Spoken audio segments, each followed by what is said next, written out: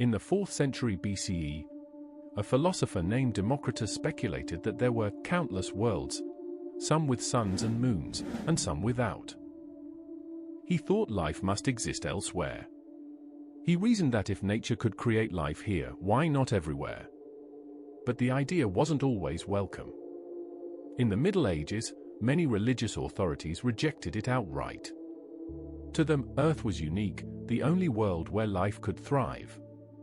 Still, even then, whispers of other possibilities persisted. Astronomers like Giordano Bruno in the 16th century argued passionately that stars were other suns, each surrounded by their own planets, each possibly home to beings we couldn't imagine. For that belief, among others, Bruno was imprisoned and eventually executed. The universe, it seemed, was not yet ready to be infinite. And yet, human curiosity never stopped reaching outward. When Galileo lifted his telescope in 1609 and saw the craters of the Moon and the moons of Jupiter, he unknowingly cracked the door open to a larger universe. Those discoveries made one thing clear: Earth wasn't so special after all. The heavens weren't perfect or unchanging. They were filled with other worlds, solid, physical, perhaps even habitable. By the 19th century, the question of alien life had quietly evolved from philosophy into speculation wrapped in science. When astronomers began drawing maps of Mars, they noticed faint lines crossing its surface, canals, they called them. Some believed these were artificial structures built by an advanced civilization trying to survive on a dying planet. One American astronomer, Percival Lowell, devoted his career to the idea. He built an entire observatory just to study Mars, convinced that he was watching a living world through the eyepiece. It turned out, of course, that the canals weren't real, just an illusion caused by the eye and telescope optics. But Lowell's passion captured the public imagination. For the first time, the idea of extraterrestrial life wasn't hidden in myths or religion. It was printed in newspapers, discussed in parlors, and debated in scientific journals. The thought of neighbors among the stars had become part of everyday life. And with the dawn of the 20th century, fiction took over where science left off. H.G. Wells' War of the Worlds terrified readers with visions of Martian invaders. Edgar Rice Burroughs turned Mars into a place of adventure, filled with strange creatures and romance. Hollywood followed, shaping how generations would imagine life beyond Earth. But underneath the fantasy, real scientists continued to ask, if life exists elsewhere, how would we actually find it? For much of human history, that question was impossible to answer. We had no way to leave our planet, no tools to see the faint fingerprints of biology light years away. But that began to change after World War II. Technology advanced at an almost frightening pace. Rockets, radar, and radio communications revolutionized how we interacted with the universe. Suddenly, humanity wasn't bound to Earth anymore. We were sending machines into space, tuning antennas to the stars, listening. In 1960, an astronomer named Frank Drake pointed a radio telescope at two nearby stars, Tau Ceti and Epsilon Eridani. His goal? To listen for radio signals that might come from intelligent life. The project was small, simple, almost poetic. He called it Project Ozma. It was the first modern scientific search for extraterrestrial intelligence, what we now call SETI. Drake didn't hear anything, but the idea spread like wildfire through the scientific community. What if other civilizations were broadcasting too, trying to reach out? What if we simply hadn't tuned into the right frequency yet? To help organize this new kind of cosmic listening, Drake created an equation, a famous one now, called the Drake equation.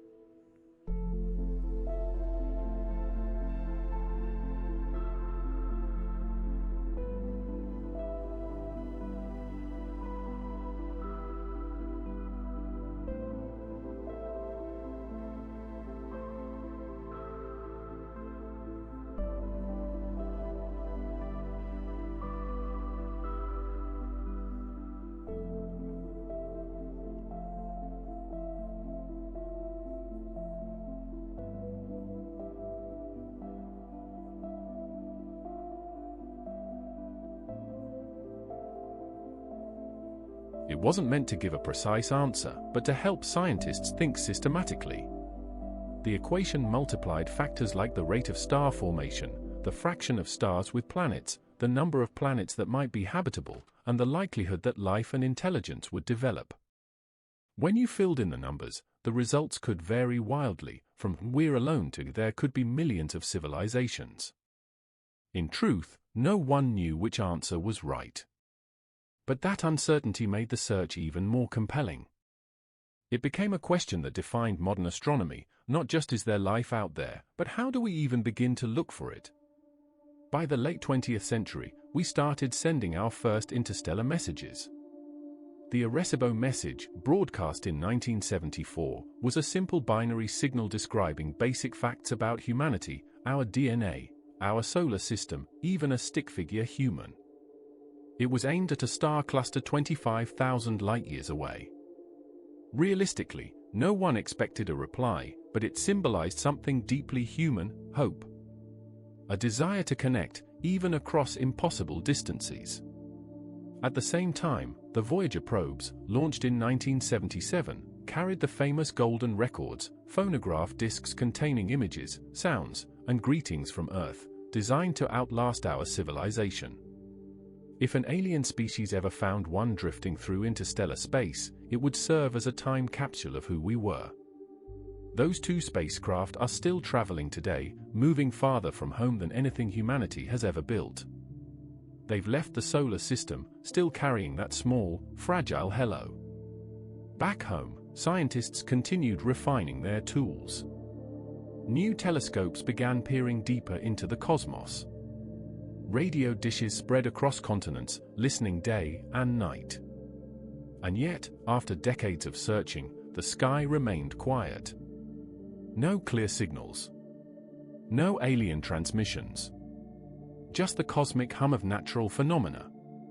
Some began to wonder if maybe the silence itself was a kind of message.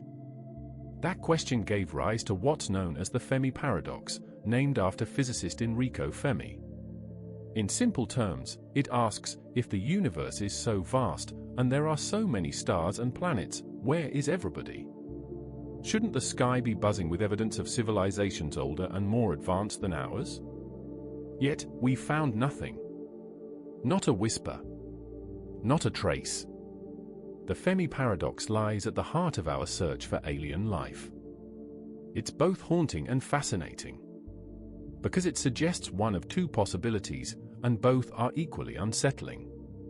Either we're truly alone, the first and only spark of intelligent life in a cold, indifferent cosmos, or life is out there, and for reasons we can't yet comprehend, it's silent. Maybe hiding. Maybe gone.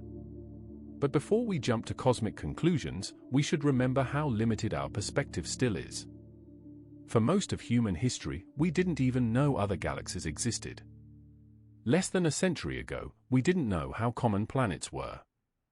And only recently, thanks to missions like Kepler and TESS, have we discovered that nearly every star in the night sky likely has planets orbiting it, many of them Earth-sized, many within the right distance from their suns for liquid water. This realization changed everything. Because if planets are that common, then so, potentially, is life. The odds no longer seem so impossible.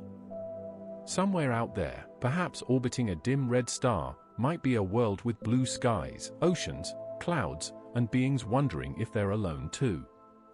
As we continue this documentary, we'll explore how science has followed those clues, how we've gone from myths of gods and canals on Mars to real, measurable evidence of potential life beyond Earth. We'll examine strange signals, alien-looking microbes, mysterious exoplanets, and the bold theories that bridge fact and imagination. In the next part, we'll dive into the science itself, the mechanics of life detection, the chemistry, the telescopes, and the cosmic coincidences that make Earth what it is. We'll look at what it takes for life to arise, how it could thrive in places we once thought impossible, and how modern science is rethinking what habitable really means. To understand where life might exist beyond Earth, we first need to understand what life is, and even that is more complicated than it sounds. Ask 10 scientists for a definition of life, and you'll likely get 10 different answers. Some focus on biology, a life as self-replicating chemistry that uses energy to maintain order. Others emphasize behavior, life as something that adapts, evolves, and seeks to survive. But in truth, we only know one example of it, us. All the creatures that crawl, fly, swim, and breathe here on Earth are branches of the same ancient tree. Every cell we know traces back to a single spark billions of years ago. So when we go looking for alien life, what we're really doing is searching for reflections of that spark, wherever it might have ignited again. The foundation of this search begins with chemistry. On Earth, life depends on a few key ingredients: carbon, hydrogen, oxygen, nitrogen, phosphorus, and sulfur. These are the elements that make up our DNA, proteins, and cell membranes. They combine in endless configurations, forming the architecture of living matter. And as far as we can tell, these same elements are abundant throughout the universe. We've detected them in stars, interstellar dust clouds, even the tails of comets. In fact, some of the building blocks of life, complex organic molecules like amino acids, have been found floating in space. We've discovered them in meteorites that landed on Earth, and in the icy shells of moons orbiting distant planets. This suggests something profound, that the ingredients for life aren't rare at all. They're woven into the very fabric of the cosmos. But having the ingredients isn't enough. You also need the right conditions. On Earth, that means liquid water, a stable source of energy, and a hospitable temperature range. Too hot, and organic molecules break apart. Too cold, and chemical reactions slow to a crawl. But within that delicate balance, what scientists call the habitable zone, life can flourish. For decades, scientists believed such zones were limited to planets like ours, warm, sunlit worlds with oceans and atmospheres. But in recent years, that definition has expanded dramatically. We now know that life might thrive in places once thought impossible, beneath the ice of frozen moons, in clouds of toxic gas, even near boiling vents at the bottom of alien seas. Take Europa, one of Jupiter's moons. Beneath its crust of solid ice, scientists believe there's a vast ocean, possibly twice the volume of all Earth's oceans combined. Despite the freezing surface, that hidden sea may be warmed by tidal forces as the moon flexes under Jupiter's gravity. Deep down, volcanic vents might release minerals and heat, creating a perfect recipe for microbial life. Another candidate is Enceladus, a small moon of Saturn. It spews massive geysers of water vapor and organic molecules into space, like a natural fountain of clues. When NASA's Cassini spacecraft flew through one of these plumes, it detected compounds associated with life: methane, hydrogen, carbon dioxide. To scientists, it was a whisper from a hidden world: maybe, just maybe, something is alive down there. And then there's Titan, another moon of Saturn. It's unlike anywhere else we know, a frozen landscape with lakes and rivers, but not of water. Instead, they're filled with liquid methane and ethane, hydrocarbons that behave like water does here on Earth. It's so cold that methane rains from the sky. Could life exist there too, built on chemistry completely alien to ours? Possibly. It might not even need water at all. Some researchers have speculated about the methane-based organisms, creatures that breathe hydrogen and feed on acetylene. It sounds bizarre, but nature has a way of finding paths we never expect. Back home, we've learned just how adaptable life can be. Microbes have been found thriving in conditions that would kill almost anything else, inside nuclear reactors, under kilometers of ice, or around volcanic vents where water boils with toxic gases. These so-called extremophiles have rewritten the rules of biology. They prove that life doesn't need comfort, it only needs opportunity. That discovery was revolutionary because it expanded the range of worlds we might consider habitable. Suddenly, Mars didn't seem so barren. Europa didn't seem so remote. Even exoplanets orbiting dim red stars might harbor life, hidden below surfaces or suspended in clouds. To find that life, scientists have developed an entire toolkit of techniques, ways of detecting not the organisms themselves, but the signs they leave behind. These are called biosignatures. A biosignature might be a specific chemical pattern in a planet's atmosphere, say, oxygen mixed with methane, which on Earth usually means biological activity. Or it could be seasonal variations in color, suggesting vegetation that grows and dies back over time. Even subtle shifts in light spectrum, how a planet reflects its star's glow, can reveal whether it's covered in rock, ocean, or something stranger. The search for these signs has reached extraordinary precision thanks to modern telescopes. The James Webb Space Telescope, JWST, launched in 2021, is one of humanity's greatest instruments for this mission. Orbiting far beyond the Moon, it can detect the faint chemical fingerprints of exoplanet atmospheres hundreds of light-years away. When a planet passes in front of its star, some of the starlight filters through its atmosphere. By analyzing that light, Webb can identify gases like carbon dioxide, methane, and even potential indicators of biological processes. Already, it's found tantalizing hints. In 2023, JWST detected carbon-based molecules in the atmosphere of a planet called K2-18b, located about 120 light-years away. Scientists even spotted signs of a compound called dimethyl sulfide, a gas that, at least on Earth, is produced almost exclusively by living organisms. It's far too early to declare proof, but even the possibility is breathtaking. And then there's Mars, the planet that continues to tease us with almost answers. For decades, we've sent landers and rovers to explore its surface, to dig, to sniff, to search for anything that might prove life once existed there. The Viking landers of the 1970s ran experiments to detect metabolism in Martian soil. Results were ambiguous, maddeningly so. Later missions found evidence of ancient riverbeds, mineral deposits that form in water, and even seasonal spikes of methane. Every clue seems to whisper maybe, but never quite yes. Still, the evidence grows. Tiny fossil-like shapes in meteorites from Mars. Organic molecules preserved in rocks. The fact that Mars once had a thicker atmosphere and flowing water for billions of years. It might not host life today, but it very likely once did. Beyond the rocky worlds of our solar system, our attention now turns to exoplanets, planets orbiting other stars. When the Kepler Space Telescope began its mission in 2009, we knew of only a few dozen such worlds. Today, we've confirmed more than 5,000, with thousands more candidates awaiting verification.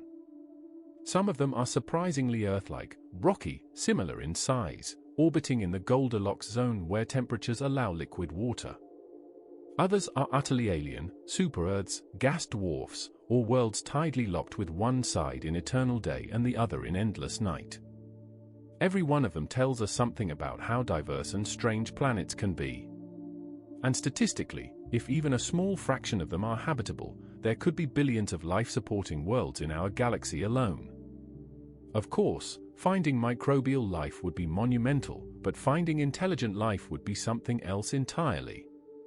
That's where the search for technosignatures comes in, signals or structures that could only be produced by advanced civilizations. We're not just listening for radio waves anymore. Scientists now consider many possibilities: laser pulses, artificial satellites, unusual heat emissions, or patterns of light that don't occur naturally. We've even searched for the hypothetical Dyson spheres, vast megastructures that could surround a star to capture its energy. No conclusive evidence yet, but the search itself has taught us how to recognize our own cosmic footprints. And still, there's the haunting silence. No messages, no signals. But that silence isn't meaningless, it's data too. It tells us that if civilizations exist, they may be rare, short-lived, or uninterested in broadcasting. Or maybe they communicate in ways we don't yet understand. Maybe they're too far, too quiet, or too alien for our instruments to detect. Carl Sagan once said, "The absence of evidence is not evidence of absence." In other words, just because we haven't found life doesn't mean it isn't out there. It may simply mean that we're listening at the wrong time, or in the wrong way, or that we've only just begun to listen at all. It's humbling to think that our species has existed for only a brief moment compared to the age of the universe. If other civilizations have risen and fallen over cosmic timescales, their signals could have passed by long before we had radios to hear them. Or they might still be coming, echoes traveling for millions of years through the void. And so the search continues. Not with certainty, but with patience. Every mission, every telescope, every data stream brings us a little closer to an answer that may change everything, or remind us how special our small blue world really is. In the next part of this journey, we'll step back through time and explore how humanity's understanding of alien life evolved. From ancient myths to modern science, from Galileo's telescope to the Voyager probes, we'll see how the idea of others among the stars has shaped our history, our imagination, and even our sense of destiny. As the night deepens and your thoughts begin to drift, imagine this: somewhere in the dark, another world circles another sun. Maybe there's a sky there, filled with clouds and oceans below, and perhaps, beneath those clouds, someone is looking up, wondering the same thing we are. For as long as human beings have looked up at the night sky, we've wondered if we're alone. The question of life beyond Earth isn't new, it's one of the oldest questions we've ever asked. Long before telescopes, long before rockets or satellites, our ancestors gazed at the same stars we see tonight and filled the silence between them with stories. To the ancient Egyptians, the heavens were a kingdom of gods. The stars weren't suns, but souls, divine spirits sailing the black river of the afterlife. In Mesopotamia, the Sumerians believed the gods themselves descended from the skies to shape humanity. The Greeks imagined the firmament as a crystalline dome, and beyond it, the divine realm of the immortals. The idea that other worlds could be inhabited, that there might be other beings out there, wasn't just fantasy. It was religion, philosophy, and wonder all blended together. The Greek philosopher Anaxagoras, living 2,400 years ago, suggested that the moon might be a world like our own, lit by the sun and possibly containing houses and mountains. Later, Epicurus argued that infinite worlds must exist, some like Earth, others utterly unlike it. To him, it seemed unreasonable that the universe would produce only one world capable of life. In a way, he was the first natural philosopher to imagine the cosmos as plural, not a single creation, but a vast and varied system teeming with possibilities. When the Renaissance arrived, those old myths began to merge with something new: science. The telescope, invented in the early 1600s, turned the sky from mystery into discovery. Galileo Galilei, pointing his small telescope at the moon, saw craters and shadows, proof that it wasn't a perfect, divine sphere, but a rocky world. He looked at Jupiter and saw tiny moons orbiting it, each a miniature solar system. Suddenly, the heavens didn't seem so distant. If Jupiter had moons, maybe other planets had Earths. And if those worlds were real, why couldn't they host life? By the 17th and 18th centuries, the idea of a plurality of worlds became a fashionable topic among European thinkers. Astronomers like Christian Huygens speculated that other planets might have seas, clouds, even intelligent beings. Huygens wrote in 1698 that it would be absurd to assume Earth was the only inhabited planet, surely God wouldn't waste so much space. Later, the French philosopher Fontenelle published Conversations on the Plurality of Worlds, a bestseller of its time, describing alien civilizations on every planet of the solar system. Mars, Venus, Jupiter, all were imagined as homes to beings adapted to their environments. They were wrong, of course, but they weren't being foolish. They were simply stretching human imagination to fit a newly discovered universe. Then came the 19th century, a time when science and wonder walked hand in hand. Telescopes grew more powerful, and astronomers began sketching what they saw. One of them, Giovanni Schiaparelli, drew fine lines across the surface of Mars in 1877, calling them canali, Italian for channels. When translated into English, the word became canals, implying something artificial. Soon, the world was captivated by the idea that intelligent Martians had built massive waterways to survive on a dying planet. The American astronomer Percival Lowell doubled down on the idea, publishing books filled with elaborate maps of Martian canals. He believed the planet's inhabitants were an ancient, wise species struggling to preserve their civilization. Newspapers, novels, and illustrations spread the concept everywhere. The notion of Martians entered popular culture so deeply that even decades later, people half expected to meet them someday. And then came 1938, a year that changed everything. On Halloween night, a radio broadcast of H.G. Wells' The War of the Worlds, performed by Orson Welles, convinced thousands of listeners that Earth was actually being invaded by Martians. The panic was short-lived, but it revealed something profound about the human psyche we wanted to believe. Whether in gods, ghosts, or Martians, we were always searching for something beyond ourselves. As the 20th century unfolded, that search took a sharper, more scientific form. The age of rocketry began. The atom was split. Humanity learned how to leave the ground. When the first satellites rose into orbit, our world suddenly seemed very small. In 1961, the astronomer Frank Drake developed the Drake equation, a simple formula to estimate how many intelligent civilizations might exist in our galaxy. It multiplied factors like the number of stars, the likelihood of planets, and the probability of life emerging. The result wasn't an answer, but a framework, a way to think about the problem mathematically. Even with conservative assumptions, the equation suggested the galaxy could host thousands, maybe millions, of civilizations. That same year, the Soviet Union launched the first human into space. Yuri Gagarin orbited Earth and returned safely, forever changing our relationship with the sky. The space race wasn't just about politics, it was about perspective. When the Apollo missions followed, an astronaut stood on the moon, they saw Earth hanging in the void, a fragile, blue marble surrounded by endless darkness. For the first time, we could see our isolation. And yet, even in that isolation, hope stirred.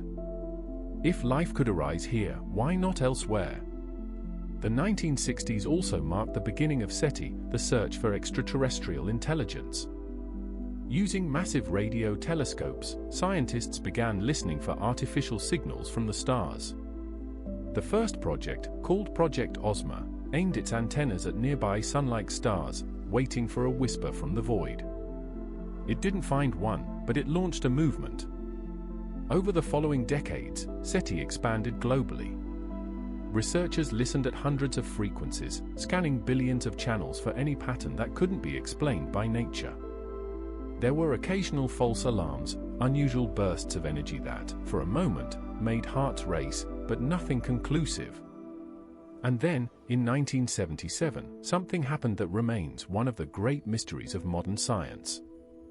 On August 15th, at the Big Ear Radio Observatory in Ohio, a researcher named Jerry Ehrman noticed a peculiar signal in the data, a narrowband radio transmission that lasted just 72 seconds. It was so clear, so structured, that he circled it on the printout and wrote one word in the margin: wow. To this day, it's known as the WOW signal. It came from the direction of the constellation Sagittarius and matched what we might expect from an artificial source. Dozens of follow-up scans were done, but the signal was never heard again. No explanation fully fits. Some say it was a natural phenomenon or interference. Others believe it may have been our first, and only, brush with something intelligent. But perhaps the most poignant gesture of all wasn't a signal we received, but one we sent. In 1977, NASA launched the Voyager 1 and 2 spacecraft. Their mission was to explore the outer planets, Jupiter, Saturn, Uranus, Neptune, and then continue into interstellar space. On board each Voyager was a golden record, a time capsule for whoever might find it. It contained images, music, greetings in 55 languages, and a map showing the location of Earth. It was a message from humanity to the universe, a cosmic hello that will outlive us all. Even today, those records are drifting beyond the edge of our solar system, carrying the story of our species into eternity. Voyager 1 has already crossed into interstellar space, moving farther from home than any human-made object ever has. If someone, or something, finds it one day, they'll learn that once, on a small blue world, there lived a species that dared to wonder. As technology advanced, so did our methods. We launched orbiters to Mars, probes to the outer planets, and telescopes that could see to the edge of time. Every discovery, from microbial fossils to exoplanets, has brought us closer to realizing that life may not be unique to Earth. But the deeper our instruments peer into the cosmos, the more we confront a paradox. The universe looks ready for life, yet we haven't found any. This tension is known as the Fermi paradox, named after physicist Enrico Fermi, who famously asked, "Where is everybody?" Given the sheer number of stars and planets, the odds suggest that life should be common.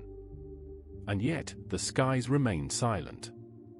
Maybe civilizations destroy themselves before they can travel far. Maybe they're bound by cosmic distances.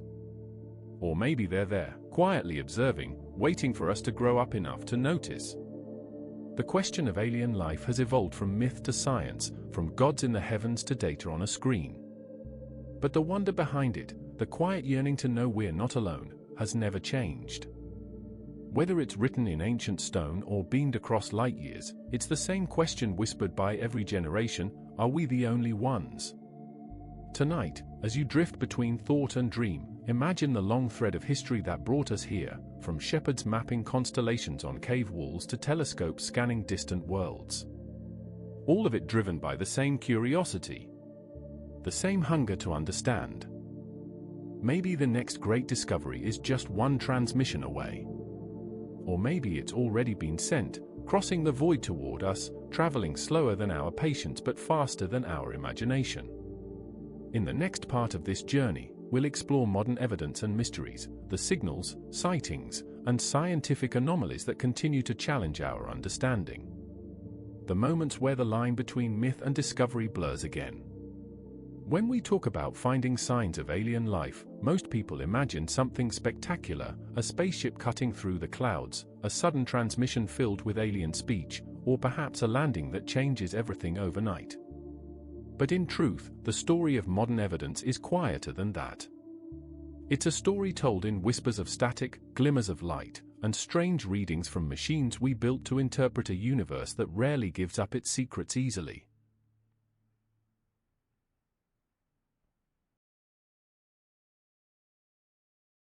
Since the mid-20th century, the search for alien life has entered its most methodical phase. We no longer rely on folklore or philosophical arguments. We rely on instruments, massive telescopes, orbiters, probes, and radio dishes listening day and night. Each one is a kind of ear pressed against the cosmos, straining to catch a pattern that shouldn't exist naturally. Yet the closer we listen, the stranger the universe begins to sound. The first place we looked, naturally, was Mars.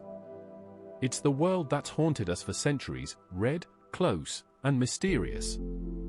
Even after the canal myth faded, the question lingered: could something live there? In 1976, NASA's Viking landers touched down on the Martian surface, the first successful missions to search directly for life.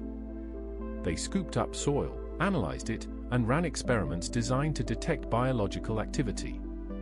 For a brief, dizzying moment, one of those tests came back positive. It seemed like we might have found microbial life right under the Martian dust. But when the other experiments contradicted it, excitement turned to caution. Scientists eventually concluded that chemical reactions, not organisms, caused the signal. And yet, decades later, some still argue that Viking may have glimpsed something real, a faint biological trace overlooked in our rush for certainty. Years passed, and the next great clue came from a rock, a meteorite catalogued as ALH8401, discovered in Antarctica in 1984. When researchers examined it in the 1990s, they realized it had once come from Mars. Inside its microscopic crevices were structures that looked eerily like fossilized bacteria. The announcement electrified the world. President Bill Clinton even addressed the nation, saying it could revolutionize our understanding of life and the universe. But as the initial excitement faded, debate took over. Were those shapes truly fossils, or merely natural formations caused by heat and pressure? Even today, the argument hasn't been fully settled. The Martian meteorite remains a kind of cosmic Rorschach test. What you see in it depends on what you want to believe. Meanwhile, our technology was growing ever more precise. Orbiters photographed dry riverbeds and mineral deposits on Mars, clear signs that water once flowed there. Rovers like Spirit, Opportunity, Curiosity, and Perseverance confirmed that the planet once had lakes, deltas, and perhaps even oceans.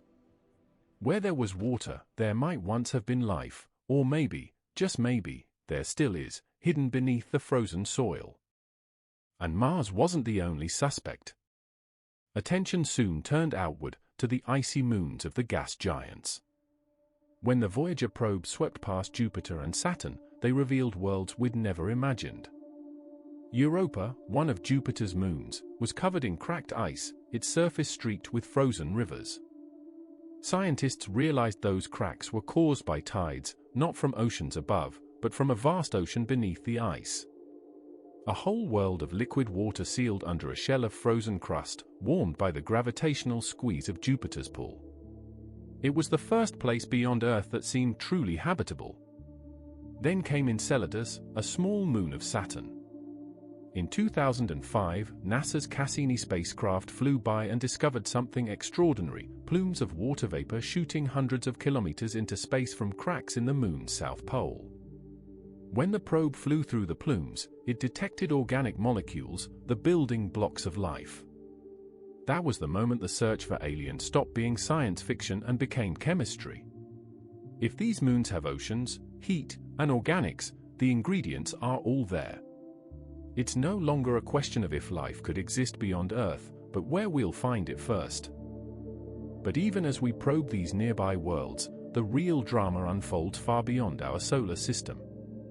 The discovery of exoplanets, planets orbiting other stars, has transformed everything we thought we knew. In the 1990s, the first confirmed exoplanet was found around a pulsar, of all things, a dead, spinning star blasting radiation. Then, in 1995, astronomers found 51 Pegasi b, a gas giant orbiting a Sun-like star. Since then, the number has exploded. We've now confirmed more than 5,000 exoplanets, with thousands more candidates waiting to be verified. Among them are rocky, Earth-sized worlds orbiting in the so-called habitable zone, the sweet spot where temperatures could allow liquid water to exist.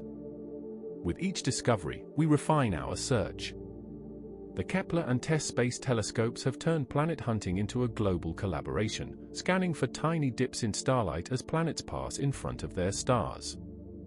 From these faint flickers, we can infer their size, their orbit, even hints of their atmosphere. And that's where the next frontier lies, finding biosignatures, chemical fingerprints of life. When sunlight passes through a planet's atmosphere, it leaves clues. Methane, oxygen, ozone, or complex hydrocarbons. If we detect the right mix, it might mean something down there is alive. The James Webb Space Telescope has already begun taking such measurements, peering into alien atmospheres with an eye for the faintest trace of the familiar. Yet for every new discovery, the mystery only deepens. Some of the most tantalizing clues haven't come from planets or probes, but from the strange behavior of the cosmos itself. In 2015, astronomers studying a star known as KIC 8462852, or Katabi star, noticed it dimmed in irregular patterns, sometimes by as much as 20%. No natural explanation fit perfectly. For a brief, electric moment, some wondered if we were witnessing a Dyson sphere, a massive structure built by an advanced civilization to harness a star's energy. The scientific consensus now leans toward clouds of dust or disintegrating comets, but the incident reminded us just how easily the universe can mimic imagination. There are other oddities, too. Mysterious bursts of radio energy known as FRBs, fast radio bursts, have been detected from deep space. Each one lasts only milliseconds, but releases as much energy as the sun emits in days. Some repeat, others never do. They could be natural, the result of magnetars or other exotic objects, but the patterns are strange enough that researchers haven't completely ruled out artificial origins. It's unlikely, yes, but unlikely has never stopped us from wondering. Even in our own solar system, surprises keep appearing. In 2020, scientists announced they detected traces of phosphine gas in the atmosphere of Venus, a molecule difficult to produce without biological processes. For a while, it looked like we might have found signs of microbial life in the clouds of our nearest neighbor. Follow-up studies challenged the finding, showing the data might have been misread, but the possibility lingers.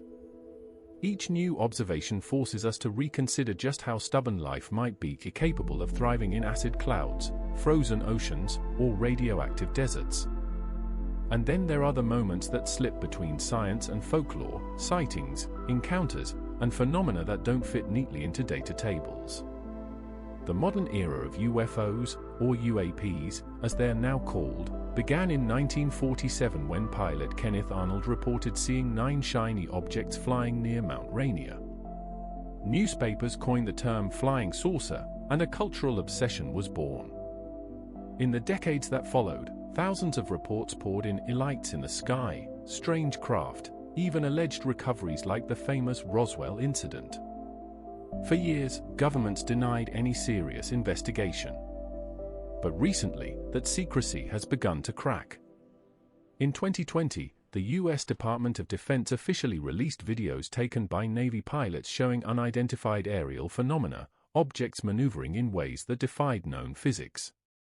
The Pentagon didn't claim they were alien, but admitted they were unexplained. For many, that was enough to reignite the question.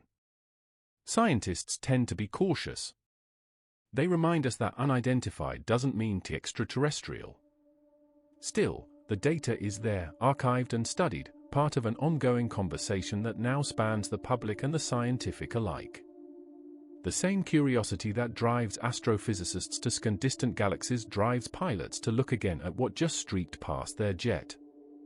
In the background of all this, something more subtle is happening. We're learning that the boundary between natural and artificial, between alien and human, isn't as clear as we once thought. Some of the strangest phenomena may turn out to be byproducts of physics we don't yet understand, new kinds of matter, new forms of communication, or cosmic events that don't fit into our current vocabulary.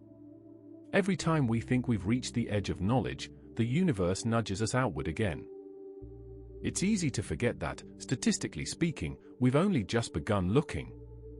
The light we study from distant stars may have left those systems before humans existed. If an alien civilization is signaling us from a planet 1,000 light-years away, their message won't arrive until the year 3025. The silence we hear may not mean absence. It might just mean we're early. In a universe 13.8 billion years old, we may be among the first species to ask the question, or among the last to still be listening. So we listen. With arrays of radio dishes spread across deserts and mountains, with space telescopes orbiting silently above our world, with rovers crawling through dust billions of miles away. We listen, because the only way to find an answer is to stay curious. Every faint signal, every flicker of light, every anomaly is another piece of a vast puzzle we've only just started assembling.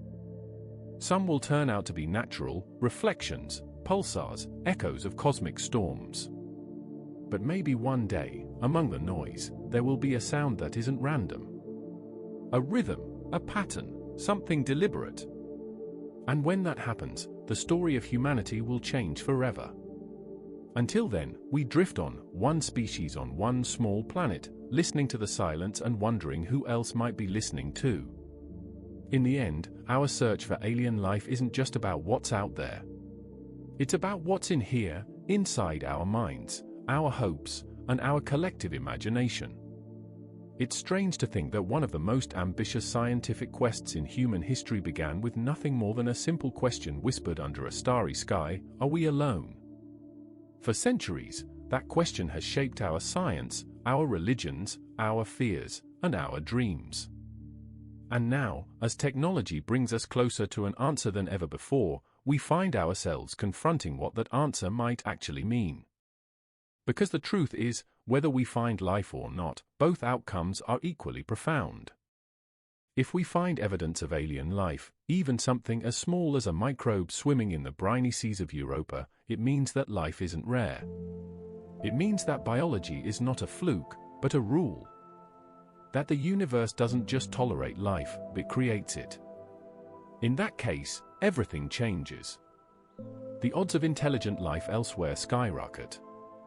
The night sky becomes a living gallery, every star not just a sun, but potentially a home. The distances between us might be immense, but the isolation we've always felt as a species begins to fade.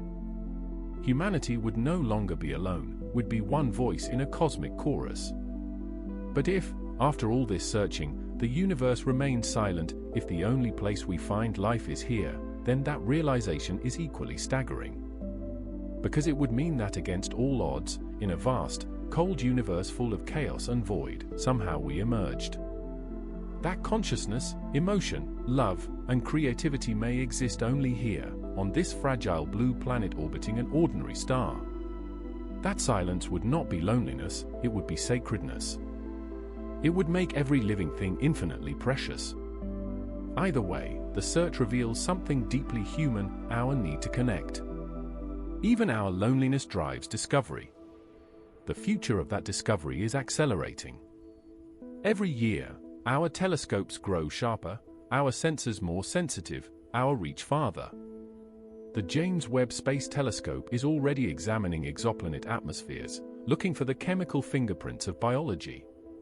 Within the next decade, the extremely large telescope in Chile and NASA's upcoming Habitable Worlds Observatory will push this frontier even further, capable of detecting something as subtle as an Earth-like planet's reflected starlight. We're learning to read the glow of alien sunsets from across the galaxy. Meanwhile, robotic explorers are preparing for the next great steps within our own solar system. NASA's Europa Clipper and the European Space Agency's JUICE mission will soon orbit Jupiter's icy moons, scanning their oceans for signs of habitability. There's talk of sending a lander, one that could melt through the ice, dive into the hidden seas below, and search for microbes drifting in the dark. Saturn's moon Titan, with its methane lakes and thick orange atmosphere, will host a drone-like spacecraft called Dragonfly, capable of exploring multiple regions in a single mission. It's hard to imagine a more poetic image, a small, human-made craft buzzing through alien skies, carrying our curiosity into another world. Even Mars refuses to let go of our imagination. The Perseverance rover is caching samples that a future mission will return to Earth, the first time in history we'll hold Martian soil in our hands. Those samples might finally answer a question the Vikings couldn't in 1976: did Mars ever harbor life? If the answer is yes, it would mean life developed twice in one solar system, proof that it might bloom anywhere conditions allow. At the same time, scientists are rethinking what life even means. For most of human history, we've defined it narrowly: carbon-based, water-dependent, shaped like us or at least like something we'd recognize. But our expanding knowledge has made us humbler. Extremophiles, organisms that live in boiling acid, freezing methane, or deep radioactive caves, have shown that life is far more adaptable than we ever imagined. It's not impossible that life exists in forms we'd completely overlook. A cloud of plasma, a network of crystals, a swarm of self-replicating molecules drifting through space, all of these could, in theory, qualify as living. That's why some scientists are beginning to use the phrase agnostic biosignatures. Instead of searching for the life we expect, we're trying to detect the processes of life, things like chemical imbalances, energy flows, or patterns that nature doesn't usually produce on its own. In other words, we're looking for behavior rather than biology. It's a subtle but profound shift, an acknowledgement that our imagination must grow as fast as our instruments. And what about intelligent life, civilizations beyond our own? The SETI projects, both public and private, continue to listen. New arrays like Meerkat in South Africa and the upcoming Square Kilometre Array will make it possible to scan vast portions of the sky at once. Instead of searching one frequency at a time, we can now analyze millions, looking for signals that repeat, pause, or modulate, anything that looks designed rather than random. But even SETI has evolved. the search for extraterrestrial intelligence isn't just about radio anymore. Some researchers are hunting for techno-signatures, signs of advanced technology itself, the heat of a massive energy source, atmospheric pollution from alien industries, or laser pulses aimed across space. If someone out there is using technology even remotely like ours, we might spot the glow of their civilization before we ever hear their voice. Then there's the possibility that we're not ready to hear that voice, that the Fermi paradox, the question of where is everyone, has an answer rooted in our own limitations. Maybe civilizations inevitably burn out before they can spread. Maybe they communicate in ways we can't yet detect. Or maybe, as some suggest, there's a kind of cosmic zoo, a self-imposed silence among advanced species, watching young civilizations like ours develop from afar, waiting to see if we make it past our adolescence before saying hello. It's an eerie thought, but also a comforting one. Because even if we never receive a message, it implies we're part of something larger, that we're being noticed, if not yet spoken to. Philosophers have started to wrestle with the psychological impact of all this. How would humanity react if we confirmed alien life tomorrow? The first reaction might be euphoria, proof that we're not alone. But then comes the deeper shift. Religions might reinterpret creation stories. Governments would scramble to assess new risks or opportunities. Entire fields of science would have to rethink their frameworks. And on an emotional level, we'd have to face a humbling truth: we are not the center of the story. That realization could unite us, or divide us. Some imagine it would bring a sense of cosmic perspective, shrinking our differences against the backdrop of infinity. Others fear it could destabilize societies built on human exceptionalism. In the end, it might depend less on what we find, and more on how ready we are to accept it. Yet, perhaps the most beautiful outcome is that it doesn't matter. Whether life is found tomorrow, in 1,000 years, or never at all, the act of searching has already changed us. It's driven innovation, inspired art, and given us reasons to look upward in a world that so often pulls us down. Every telescope launched, every rover built, every signal analyzed, all of it is an expression of human wonder. It reminds us that curiosity is not a weakness, it's our defining strength. We are, by nature, explorers, not just of land and sea, but of existence itself.